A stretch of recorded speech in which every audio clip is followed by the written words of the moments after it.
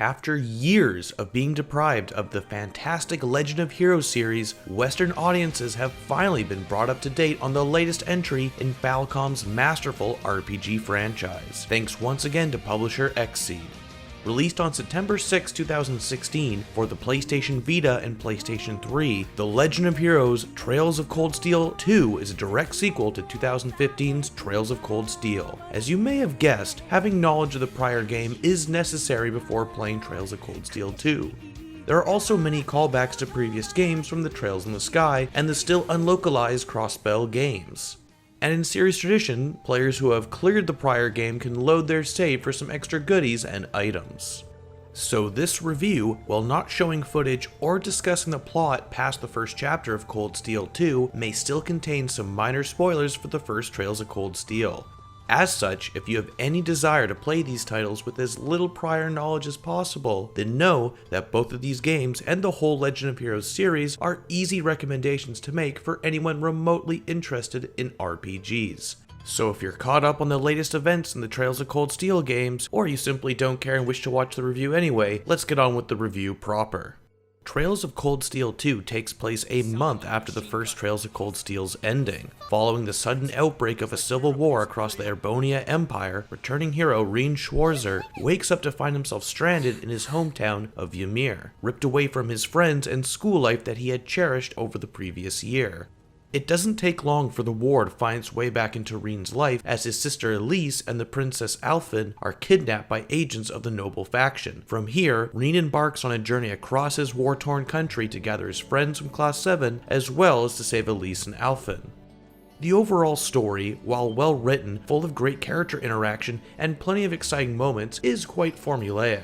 The first chapter in particular is fairly linear, as players will be tasked from going town to town in order to find students from Class 7. This involves going to a location from the previous game, finding party members, tackling some side quests, and then proceeding through a dungeon before repeating this process again until the entire cast from the first game is entirely reassembled. The overall story is also surprisingly straightforward and lacks many shocking twists or unexpected reveals for the majority of the game. At the end of the story, I was still puzzled as to what the villain's motivations in participating in the Civil War were. With that said, the game's finale is incredibly well done and left me eagerly awaiting the next game in the series to see how the events set up in the conclusion pan out. While the first game ended on a massive cliffhanger, Trails of Cold Steel 2 offers a much more satisfying conclusion with some huge revelations that will impact the future of the series. With that said, I also enjoyed seeing how many of the side stories centering around the lives of NPCs continue and play a bigger role in this game, with many of those subplots returning and seeing some form of closure. I won't go into further story details to avoid spoilers, but each chapter of the game changes the core goals of Rean's group and the pacing of this adventure drastically. Initially, I was concerned that most of the game would follow the structure of Chapter 1, as the first 12 to 15 hours of gameplay were quite linear. However, the second and third chapters enable the player to travel freely between the different regions of Erbonia, with an excellent fast travel system that makes tracking region-spanning quests easily manageable. The core battle system is largely unchanged from the previous game, with a few new additions. Linking party members together to string together follow-up attacks functions exactly like before. One new ability, Overdrive, can be performed with any party member linked with Rean. This state can be entered either during their turn or Rean's turn. Entering Overdrive will restore health, EP, and CP to Rean and his partner, but the real use of Overdrive are the 3 uninterrupted turns which guarantee link attacks to build up bravery points to then unleash a rush or burst attacks, making it invaluable for more difficult encounters and boss battles. Overdrive is a great addition to this already well-developed turn-based battle system and makes it even more fast-paced and exciting. Initially, Rean is the only party member capable of using Overdrive, but over the course of the game, other characters can also unlock this ability through completing challenge chests found throughout the game world. These chests unlock encounters that require the use of specific party members, and upon completion unlock an Overdrive link between the characters used to complete the challenge. Most of these battles are not too difficult, although using party members who are not in my regular rotation proved to be challenging, as the cast of party members is quite large and ensuring everyone's equipment and abilities are up to date is an expensive challenge in of itself. For the most part, your battle party will consist of members from Class 7, but I did enjoy seeing many of the supporting cast from the previous game make their playable debut, and made for some tough decisions in deciding who to bring along. The overall difficulty of most encounters is quite low. I rarely found myself needing to use items or spells, and could consistently just blow through them using craft skills.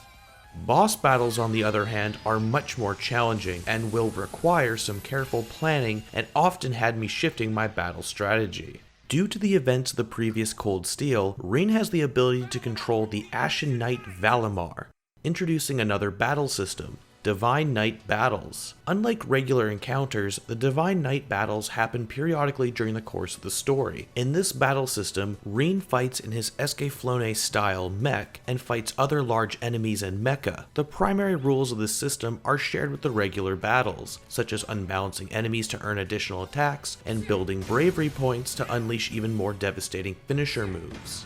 Valimar will become more powerful over the course of the game, unlocking new skills and abilities as the game progresses. Players will also be able to equip and manage bonus buffs to Valimar later in the story. Later in these types of battles, you will have the ability to link with a partner of your choosing that can be swapped on the fly, and grants access to a specific set of skills, which can also restore HP and EP. In addition, linking with a partner and completing a Divine Knight battle with them selected will grant link points between them and Rean. Once again, increasing your link points and link level with each party member will unlock further buffs and special link abilities in battle. Outside of fighting, you can also spend free days socializing with your party members to further boost link levels and learn more about that specific character, just like the previous game. Although Cold Steel 2 actually has some romantic payoff depending on who Rean spends his free time with. There is also returning mini-games, with fishing coming back in full force, and the card game Blade returning with additional rules as Blade 2. Although my favorite distraction outside of battles was easily the snowboarding mini-game, available in Ymir, that actually has some great rewards for completing each course, which are added after main plot events and chapter progression. The visuals are largely unchanged from the first game, although I did notice that the Vita port ran smoother with quicker loading times when compared to the first game. I cannot comment on the PlayStation 3 version as I did not have access to that version of the game at the time of this review. An area that should not surprise anyone familiar with Falcom games is the outstanding soundtrack.